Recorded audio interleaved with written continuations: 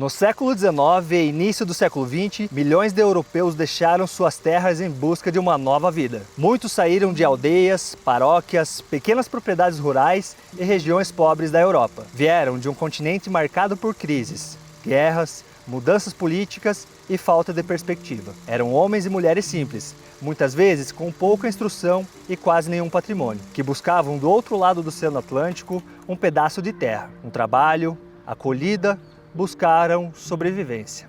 Vieram sem dinheiro, mas cheios de esperança por uma vida melhor. E muitos encontraram no sul do Brasil um lugar para criar raízes e uma terra para plantar suas tradições.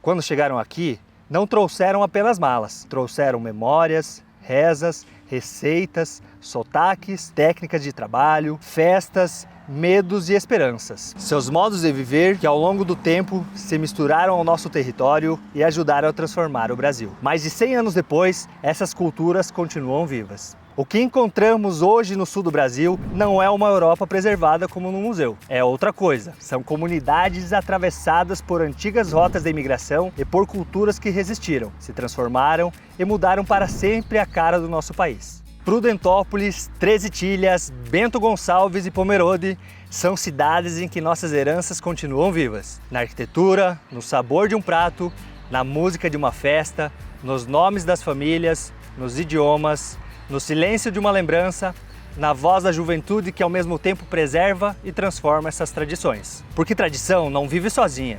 Ela depende de gente para cozinhar, cantar, plantar, esculpir, ensinar, rezar, contar para as novas gerações as histórias do passado e criar com elas o futuro que um dia também vai ser história. Esta é uma viagem pelas marcas que a imigração europeia deixou no sul do Brasil. E é uma viagem também pelas almas das pessoas que provocaram essa transformação. Porque cada pessoa é um livro que guarda na memória e na pele a sua própria história. E mais do que isso, nós viemos aqui para responder uma pergunta mais profunda. Que Brasil nasceu desse encontro? Eu sou o Kimi. Vem comigo conhecer esse Brasil diferente, cheio de tradições de uma Europa que também já não existe mais, mas que ficou viva nesse pedacinho do nosso país. Vamos percorrer 4 cidades no sul do Brasil para entender melhor como a imigração europeia continua presente na vida dos brasileiros. Porque esse documentário não é apenas sobre festas típicas, arquitetura bonita ou receitas de família. É sobre como esses povos vieram, por que vieram, o que encontraram aqui, o que conseguiram preservar e de que maneira ajudaram a moldar o Brasil de hoje. Nossa viagem começa aqui, em Prudentópolis, no Paraná. Mas antes disso, vamos explicar um pouco como tudo isso aconteceu. No século XIX e início do século XX, o Brasil recebeu ondas enormes de imigrantes europeus. Muitos foram direcionados ao sul do país, numa combinação de interesses econômicos, ocupação territorial e políticas públicas de colonização, especialmente após a promulgação da Lei Áurea. Muitas famílias eram formadas por pequenos agricultores, artesãos, trabalhadores pobres e pessoas que viam na travessia uma chance de recomeço. Ao chegar aqui, encontraram florestas, distâncias imensas, pouquíssima infraestrutura e a necessidade de reconstruir a vida do zero. Nesse cenário de desamparo, essas famílias encontraram nas suas culturas o aconchego e o repertório para mudar o ambiente. Trouxeram novas formas de cultivar a terra, de preparar os alimentos, de organizar a vida comunitária, educar os filhos, celebrar a fé e de marcar o tempo com ritos e festas. Em muitos lugares, essas práticas atravessaram gerações. O Brasil é um país miscigenado. No início do século XX, ferviam no nosso caldeirão étnico os povos originários que sobreviveram às invasões portuguesas, os próprios portugueses colonizadores, os sobreviventes das invasões francesa e holandesa e a enorme população de escravizados africanos, que tinham acabado de receber a liberdade. Todos esses povos se misturavam. O maior escritor brasileiro, Machado de Assis, é fruto da miscigenação. O sociólogo Gilberto Freire dizia que essa era a nossa maior força. A imigração europeia chega nesse contexto. O governo governo buscava avanços tecnológicos para aumentar a produtividade no campo e mão de obra barata para as lavouras, que não podiam mais contar com os escravizados. Hoje, a população declaradamente parda é a maior do Brasil, mas o estudo genômico com brasileiros mostrou que 60% da contribuição genética vem de povos europeus, 27% africana e 13% indígena. Na prática, quase toda a população brasileira tem algum traço europeu, ou seja, o Brasil não é um mosaico de origens puras. É uma sociedade formada por encontros, misturas e iremos mostrar isso. A imigração europeia faz parte dessa história viva em nosso país, muitas vezes em pequenos detalhes que passam despercebidos, como aperto de mão ao cumprimentar alguém, comer pão no café da manhã, cultivar horta no quintal ou em fatores mais significativos, como o nosso idioma, por exemplo. Veremos alguns detalhes nas entrevistas e locais visitados no decorrer do nosso filme.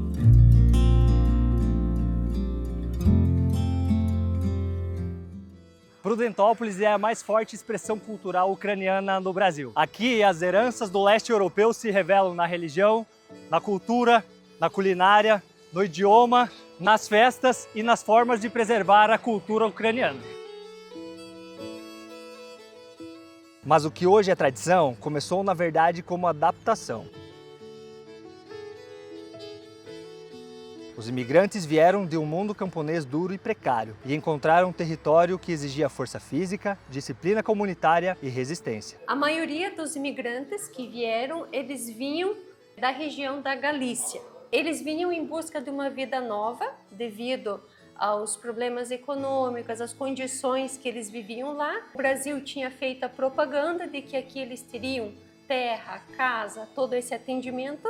Era óbvio que eles, vendo isso, acabaram embarcando e vieram para o Brasil, para uma terra totalmente desconhecida e, infelizmente, não encontraram tudo de início o que estava na propaganda. Aqui nós temos um trabalho bem interessante, onde a Faculdade de Guarapuava, junto com uma professora daqui, a Cecília Rauresco, eles mapearam o proprietário de cada lote. Então, eles ganharam cerca de 10, 12 alqueires, cada proprietário, e aqui eles fizeram esse trabalho colocando primeiro o proprietário da região de Prudentópolis. Então, para a gente contextualizar, cada lote desses era uma família que ganhava do governo? Ganhava, entre aspas, podemos dizer assim, porque temos fotos que comprovam eles trabalhando, era 2 vezes por semana abrindo estradas para o governo, ou mesmo temos documentos de pagamentos do terreno. Então, o que era para ser doação, na verdade, foi pago de alguma forma. A história dos imigrantes de Prudentópolis é uma epopeia. Tem muito de heroísmo nela, sem dúvida, mas também tem luto, medo, solidão. E assim a gente tem lido fatos assim bem tristes de, por exemplo, famílias que vieram ao desembarcar foram separadas.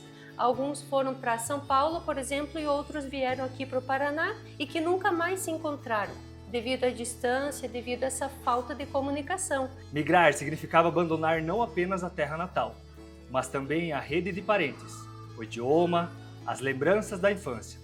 E em muitos casos significava aceitar anos de privação. Em comunidades de imigrantes, a religião consola, disciplina, ensina e reúne. E, sobretudo, preserva uma linguagem simbólica comum. Em Prudentópolis, a fé não é apenas crença, é também um dos fios que costura o passado e o presente.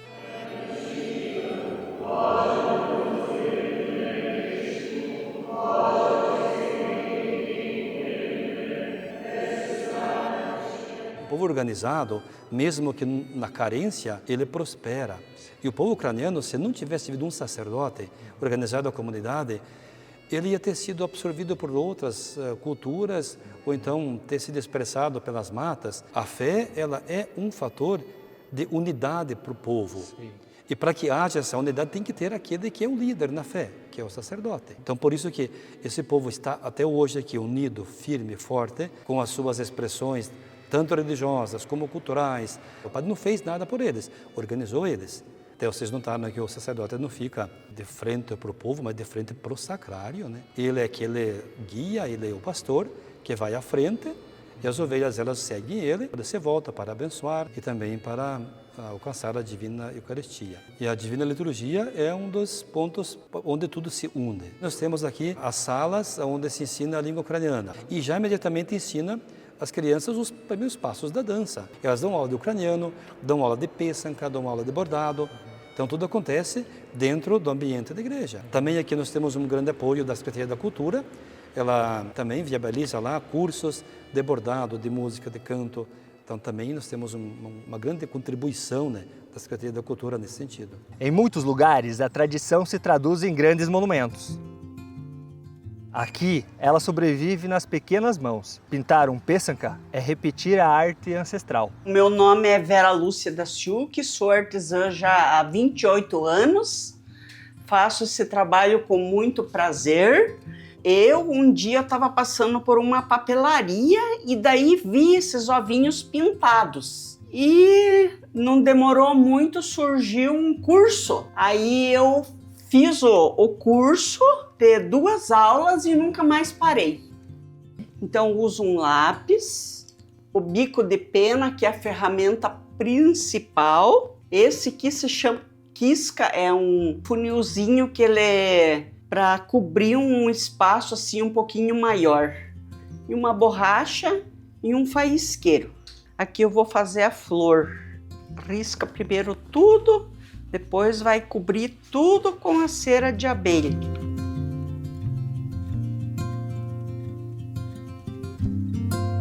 Quando ela tá no branco, eu preciso deixar até ela pegar a cor. Agora eu vou cobrir o que vai ficar amarelo.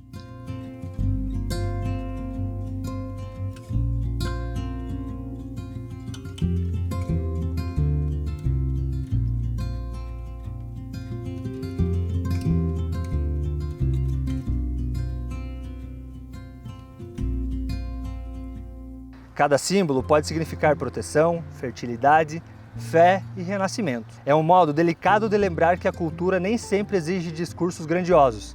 Ela sobrevive em pequenos gestos.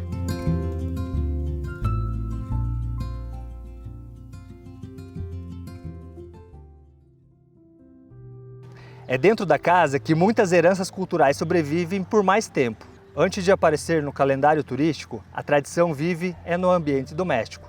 Na comida, na língua, nas histórias repetidas à mesa, nos objetos guardados como relíquia, nas regras de convivência e na forma de educar os filhos. E como toda transmissão viva, ela mudou.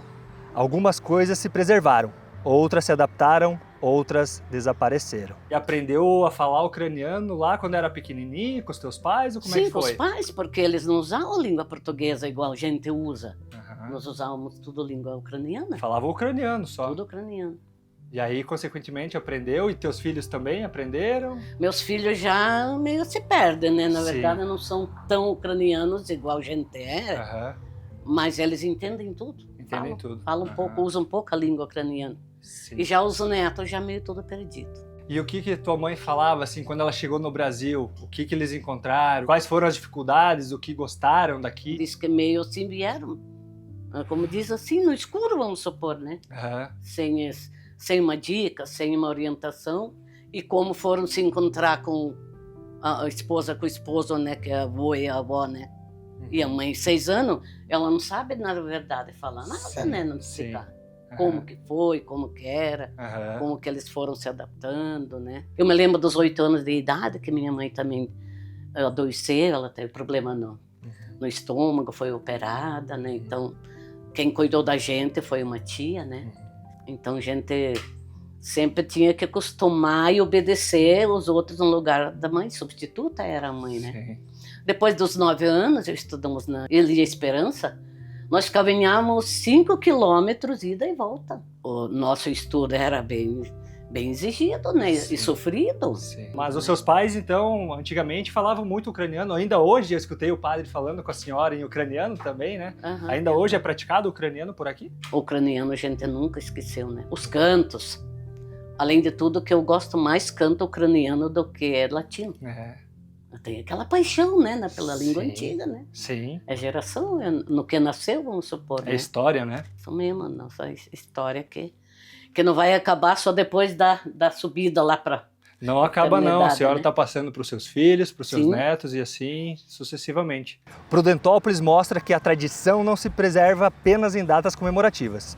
Ela continua viva quando uma comunidade mantém práticas, símbolos e afetos que vieram de longe, mas ganharam novo sentido aqui.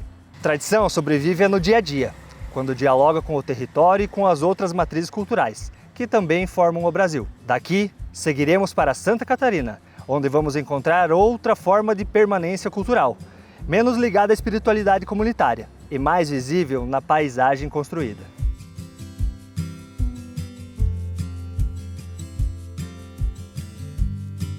Treze Itilhas parece uma cidade alpina, transportada para o interior de Santa Catarina. Fundada em 1933 por imigrantes austríacos do Tirol, liderados por Andreas Thaler. A cidade revela um tipo particular de herança cultural, que se organiza também pela forma visual de ocupar o espaço.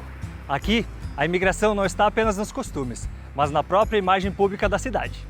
Treze Itilhas nasceu já no século XX, num contexto diferente de outras colônias do sul do Brasil. Isso dá à cidade uma característica singular. Ela não apenas conservou memórias de sua origem, mas organizou uma identidade ligada a essa origem. É um lugar onde o pertencimento também se constrói pela cenografia do cotidiano, pelas fachadas, pelas esculturas, pelos detalhes, pelo modo como a cidade se apresenta a si mesma e aos visitantes. O Andreas Thaler, então, ele nasceu em 1883. Ele nasceu numa família de agricultores. Desde cedo, ele sempre foi político, assim.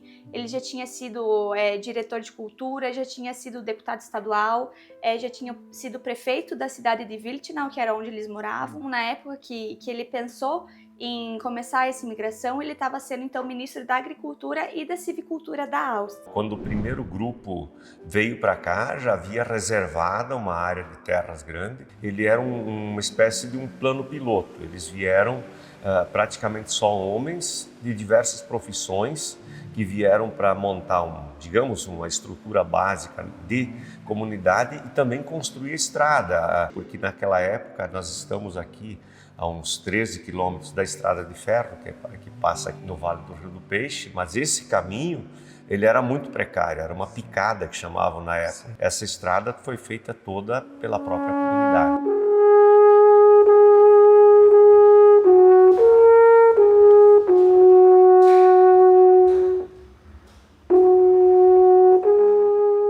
O trabalho manual traduz muito bem a lógica da imigração.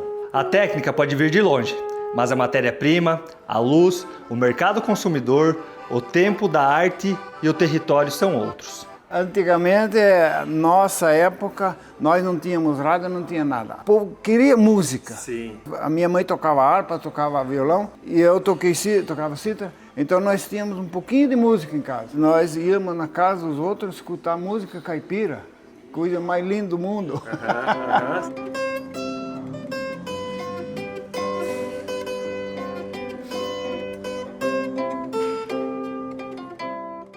Também é escultor, né? Escultor, desde os 58, desde 1958, 59. E essa técnica o senhor aprendeu com quem? O avô já era escultor, amador, o bisavô já fazia coisa. Lá faziam miniaturas de escultura e vendiam para os turistas. E isso nos atraiu e nós começamos fazendo a mesma coisa e vendia. Depois eu fui aperfeiçoando, eu voltei para a Alemanha, fui para a Alemanha, trabalhei na firma de escultura, meu filho eu mandei lá, fez a escola de escultura. Nós começamos pequenininho, mas desenvolvemos, trabalhei com os maiores mestres que tinha na Alemanha. Existia o inverno em que as pessoas ficavam muito paradas das suas atividades, então se desenvolveu esse trabalho em madeira. E veio para cá, assim, primeiro decorando as casas e fazendo os seus trabalhos na comunidade, e depois disso tomou uma dimensão profissional, né? Eu comecei a trabalhar com meu avô, que era escultor também. Meu avô teve que trabalhar também na agricultura no início aqui, porque é uma questão de sobrevivência, mas na época que eu era menino, ele já há muitos anos só esculpia. Eu comecei ali com uns 8, 10 anos de idade, fazendo meus entalhes, e a coisa foi progressiva e até hoje nunca fiquei mais de um mês sem mexer com escultura. Toda tradição transplantada precisa aprender a conversar com um novo lugar. E é justamente dessa conversa que nasce uma cultura viva. Nem cópia exata da origem, nem dissolução completa dela. Eu fiz um curso de presépios na Áustria, onde deu a ideia e a origem. Nós construímos então a nossa Treze Itilhas em miniatura, ou seja, a nossa mini cidade. É um trabalho totalmente artesanal e feito por nós, né? Para começarmos até inaugurarmos, a gente levou 9 meses trabalhando aqui dentro, inauguramos com 17 casinhas. parque inaugurou em 2004, portanto 21 anos atrás, com 17 casinhas, temos hoje 54 pontos da cidade representados. É um trabalho sempre em adequação e manutenção, é um trabalho constante a nossa mini cidade, sempre agregando valores a ela. Em Três Itilhas, a cultura herdada também se transforma em economia, turismo e narrativa local. Isso é importante, porque a imigração não deixa apenas marcas afetivas. Ela pode reorganizar a imagem de uma cidade, criar circuitos de visitação e produzir valor social e econômico a partir da memória. Servimos aqui comida típica austríaca. Esse primeiro prato aqui chama-se Spätzle, é um macarrãozinho austríaco feito com ovos e farinha. Utilizamos uma maquininha típica, ele fica com esse formato parecendo um nhoquinho, tá? Purê de batatas, que é conhecido dos brasileiros, mas também na Europa é muito comum pratos à base de batata. Então trabalhamos com um mix de comida austríaca e brasileira. Esse aqui é o goulash, músculo bovino ao molho de páprica doce, que é o acompanhamento do purê e do spätzle. Temos aqui salsicha artesanal de 2 sabores, a branca e a vermelha. A vermelha defumada, ela tem um pouco mais de sabor e a branca ela é preparada com temperinho verde. Come-se com o chucrute, o repolho agridoce. E na salsicha também normalmente se coloca mostarda. Temos a mostarda amarela e a escura. Está aqui no meio a geleia de maçã que se coloca em cima desse bife à milanesa. Temos também aqui hoje uma costela de gado assado e o Eisbein, o joelho de porco, que normalmente a gente coloca uma farofinha aqui no Brasil, mas na Europa não é comum, tá? Se Prudentópolis mostrou uma herança que vive na fé e na continuidade comunitária, Três Itilhas traz uma herança que se mostra na forma como o espaço urbano é construído. A próxima parada vai aprofundar outra dimensão dessa história, o impacto econômico e produtivo da imigração europeia no Brasil. Vamos para Bento Gonçalves.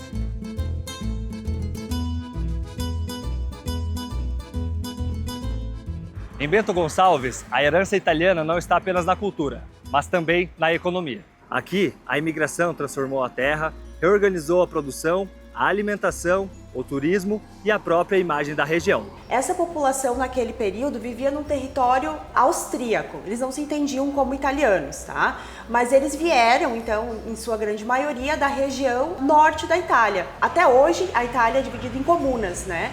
Então, no caso, seria a região de Vêneto, de Trento, na sua maioria, mas também tiveram de outras regiões. O que vemos hoje como parte da identidade da Serra Gaúcha foi construído ao longo de gerações de trabalho familiar, adaptação agrícola e permanência cultural. Essas pessoas que vieram daquela região eram pessoas muito pobres e que eram agricultores, tá? Viviam do trabalho laboral, da terra. E aqui, então, como eles tinham essa habilidade para trabalhar com a parreira, né? Isso foi implantado aqui também, tá? Por uma identificação de solo, né? Possível de ser organizado dessa forma. É fácil romantizar a imigração italiana quando a gente vê os vinhedos de hoje, mas os primeiros tempos foram dureza. Essa árvore, por exemplo, serviu de abrigo para muitas famílias ao chegarem em Bento Gonçalves. Muitas famílias chegaram pobres, vindas de regiões rurais pressionadas pela falta de terra e por crises econômicas. No Brasil, construíram pequenas propriedades, desenvolveram redes de trabalho familiar e ajudaram a consolidar formas de produção que marcariam a região por décadas.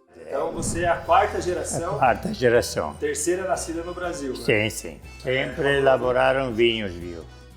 Sempre assim para consumo, e meu avô foi um dos fundadores da cooperativa Aurora, um dos 16 na época, 95 anos atrás. Tinha as empresas que adquiriam uva e elas exploravam, que nem hoje ainda continua, não vamos dizer que é diferente.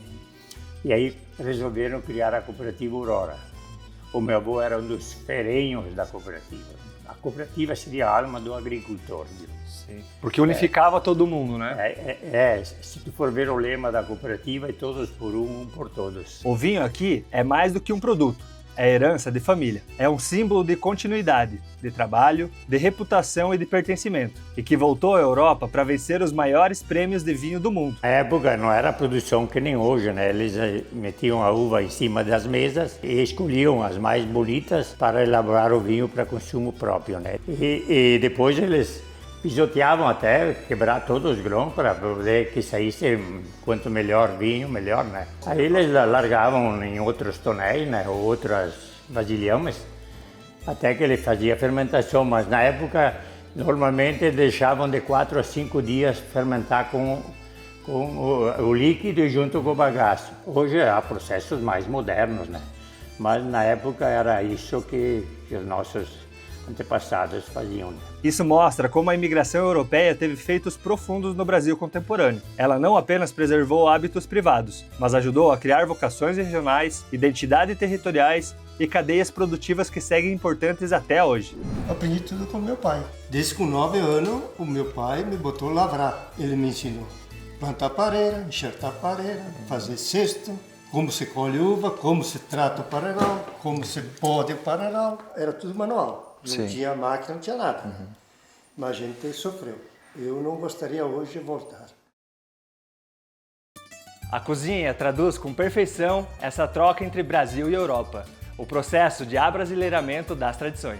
Um prato viaja com a memória, mas precisa negociar com os ingredientes disponíveis, com o clima, com o gosto local e com a vida real das famílias. É aí que a cultura deixa de ser reprodução e vira invenção. Eu aprendi tudo isso com a minha mãe. Foram técnicas e depois a gente vai aperfeiçoando, né? E a tua mãe aprendeu com quem? Fui passando de tia para mãe, de mãe para avó e assim a gente segue, né? E hoje eu estou passando todos esses passos para minha outra filha, que também vai me suceder na cozinha. Então é tempero de família mesmo, né?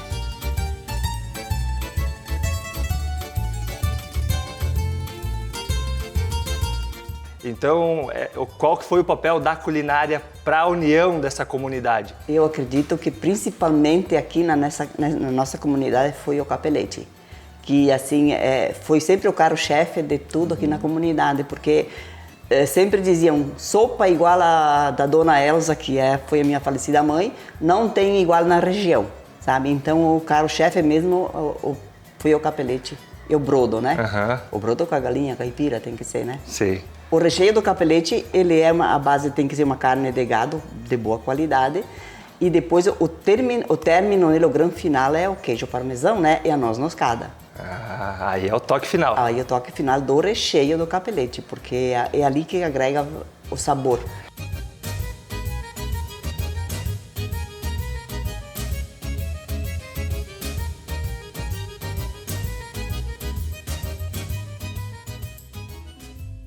Bento Gonçalves ajuda a entender uma dimensão decisiva da imigração europeia no Brasil, seu impacto sobre a economia, paisagem e autoestima regional. Em muitos lugares do Sul, essas heranças ajudaram a criar a imagem de regiões trabalhadoras, organizadas, produtivas e ligadas ao ideal de progresso. Isso teve efeitos concretos, mas também simbólicos. Eles dialogam com uma história de valorização seletiva de certas origens. É por isso que contar da imigração europeia com profundidade significa reconhecer sua força sem apagarmos o restante da formação brasileira. Da Serra Gaúcha, seguimos para Pomerode, onde a tradição alemã se tornou completamente integrada ao espaço urbano.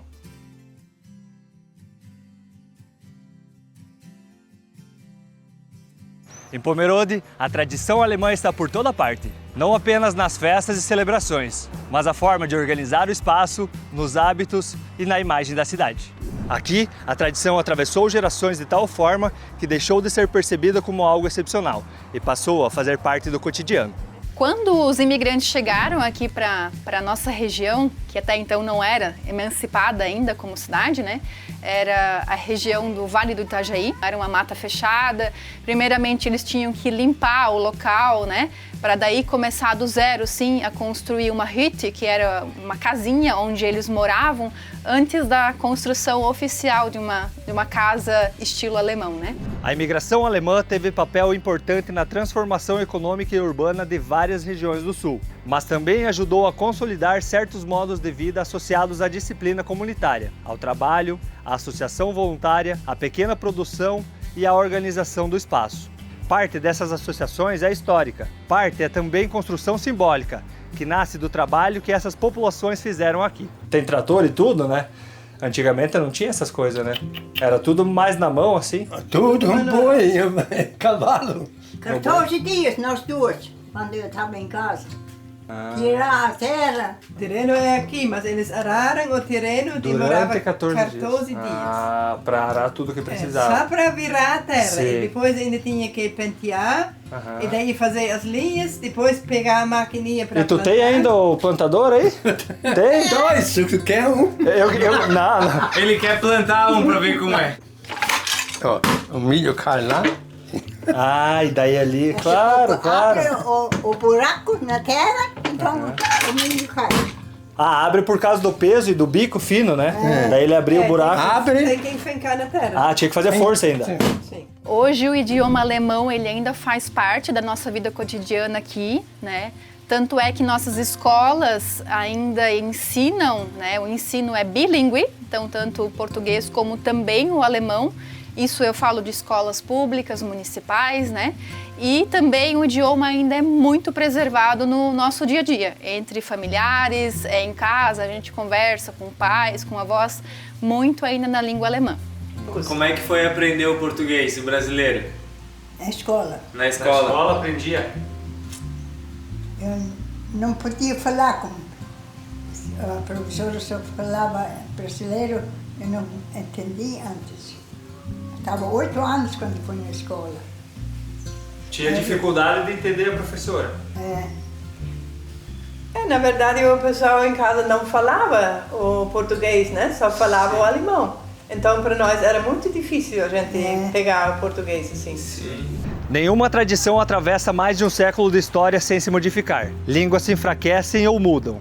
Dialetos se perdem. Costumes saem da rotina e migram para festas populares. E ainda assim, algo permanece. Às vezes na comida, às vezes na arquitetura, às vezes em um jeito de contar uma história. É por isso que a herança cultural não deve ser entendida como pureza, mas como permanência transformada. Uma coisa muito forte na cultura lá dos meus avós, da época do meu avô, bisavô, era muito regrado a questão das refeições. Então, o café da manhã tinha horário, o almoço tinha horário, eram todos sentados na mesa juntos. Então, eu acho que essa parte hoje, as novas gerações já se perdeu um pouco. Então, com a correria do dia a dia, claro que na época eles trabalhavam só na roça, então hoje com a correria do dia a dia, né, a gente acaba fazendo a nossa refeição um pouco em horários diferentes, um come 1 hora, outro come 1 hora, almoça, né, em horários não tão habituais. Pomerode mostra uma etapa importante da imigração, quando a herança deixa de ser exclusivamente familiar e se torna paisagem. Quando uma cultura determina o espaço público, pauta o turismo, cria a identidade local e forma a narrativa que a própria cidade conta sobre si. Nesse momento, a imigração deixa de ser apenas passado, vira presença, muitas vezes aqui, no prato que a gente come todo dia. Eu moro em Pomerode há 35 anos, eu não sou de Pomerode, eu vim pra cá. Não era tanta gente fora que a gente fala que nem hoje em dia, né? Era poucas pessoas. A cultura alemã era bem mais forte que agora, eles falavam praticamente só o alemão. Quando eu conheci o meu marido, me aceitaram na família assim como se eu fosse descendente de alemão. Se não tive problema nenhum em me adaptar na família. Aí eu vim morar com a minha sogra, que é a Oma, que a gente fala. E ali eu já sabia bastante coisa, daí ali a gente foi aprimorando essas coisas, comida bem colonial, essa comida de casa mesmo, sabe? Tempero caseiro, coisa assim. E a maioria das receitas, então, tu aprendeu com ela? Com a minha sogra. Com a minha sogra e aqui em Pomerode mesmo. Cozinhando, trabalhando em casa de família, coisa assim, eu aprendi aqui. Tem um toquezinho brasileiro, um temperinho diferente do Brasil ou tu acha que não? Isso eu não tenho dúvida que entrou coisas brasileiras junto com essas receitas. Porque ervas, a gente usa bastante ervas na cozinha, né? Com certeza alguém andou introduzindo alguma coisa que é daqui do Brasil. Eu acredito que sim. Tem algum temperinho brasileiro? Tem. Não vou dizer que não tem, porque tem sim. As imigrações europeias deixaram marcas profundas no Brasil. Ajudaram a povoar regiões, organizar economias locais, desenvolver práticas agrícolas, introduzir repertórios técnicos, influenciar a arquitetura, a culinária, as festas e a maneira como várias regiões passaram a se enxergar. Mas seus efeitos foram também simbólicos. Em muitos momentos da história brasileira, a presença europeia foi associada a ideais de progresso, civilização e embranquecimento. Isso ajuda a entender por que certas memórias receberam mais prestígio público do que outras, e ajuda a lembrar que a formação do Brasil não é uma história de harmonia, mas de encontros, conflitos, misturas e desigualdades. Ao olhar para essas cidades, é possível entender a força das heranças europeias no sul do Brasil. Mas também é necessário fazer uma pergunta maior. Como essas heranças se combinaram com todas as outras matrizes que formam o país? O Brasil não nasceu da preservação de uma origem única, nasceu da mistura. Uma mistura complexa, desigual, por vezes violenta, mas profundamente criativa. E talvez a lição seja justamente essa: reconhecer a importância dessas tradições, dentro do contexto maior do que é ser brasileiro. Mas preservar a essência também é saber evoluir. Porque toda história que atravessa gerações também precisa acompanhar o futuro. É nesse encontro entre tradição e inovação que a Zagonel se faz presente, levando tecnologia, eficiência e conforto para o dia a dia dos brasileiros, sem abrir mão daquilo que nos trouxe até aqui.